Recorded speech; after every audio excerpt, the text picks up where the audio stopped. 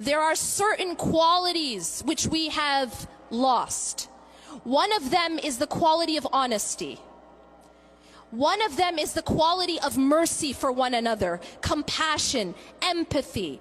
We've lost these qualities that make a person have that beautiful, beautiful manners that the Prophet ﷺ said, إِنَّمَا بُعِثْتُ لِأُتَمِّمَ مَكَارِمَ الْأَخْلَاقِ. I have been sent to bring about, to perfect good manners. But we've lost these qualities, and as a result, we've become diseased as an ummah. What is the cure? We have to go back to unconditional honesty. If you're talking to your children, be honest. Don't think because they're children it's okay to lie to them. If you're talking to anyone, be honest. Be in the habit of being honest. Because until we go back to these beautiful manners, we will not fix our condition. See, we complain a lot about the type of leadership that we have, don't we? Leadership in our masajid, we say, oh, it's corrupt. Leadership in our countries, it's corrupt. Do you know why we have corrupt leadership? Because our leadership is a reflection of us. It's a reflection of what we are inside. If we want the leaders to be better, we have to become better. We have to become honest if we want our leaders to be honest, because they are a reflection of who we are inside. Changing ourselves. إِنَّ اللَّهَ لَا يُغَيِّرُ مَا بِقَوْمٍ حَتَّى يُغَيِّرُ مَا بِأَنفُسِهِمْ. Indeed, Allah does not change the condition of a people until they change what's inside themselves. If you want just leaders, be just in your own families.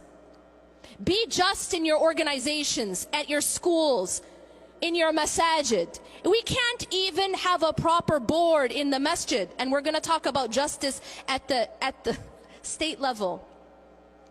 We have to start to change ourselves, going back to that beautiful character, to stop being harsh, to stop having a hard heart. You know, one of the problems we have is we think that when you become religious, it means you have to be really mean, right? You have to be harsh. Sometimes people, as they become more and more religious, they become more and more harsh with their families. All of a sudden, everything is haram, and now they've actually become more hardened. That's not what it means to be religious. The Prophet ﷺ was the softest of people. He had the softest of hearts, and he said, خَيْرُكُمْ خَيْرُكُمْ لِأَهْلِ. The best of you are the best to their families. It's not that the best of you are the best to those in the masjid or the most polite to the people at the cash register, but the best to your families. That's actually the litmus test of your righteousness. How do you treat your family when you get home?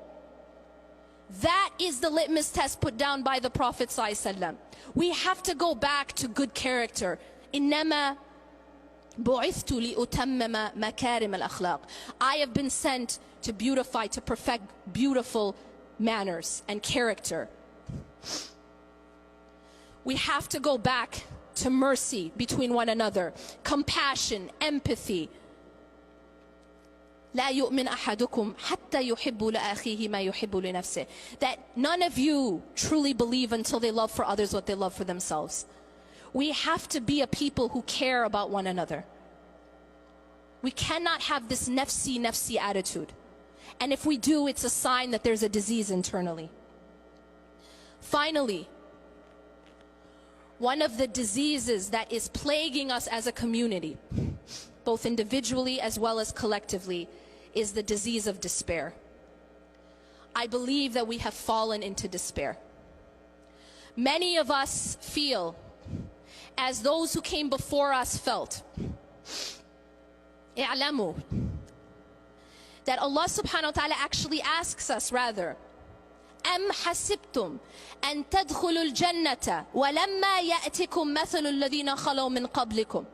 Do you believe, do you think that you will enter paradise without going through that which those who came before you went through? مستهم البأساء والضراء وزلزلوا حتى يقول الرسول والذين آمنوا معه متى نصر الله.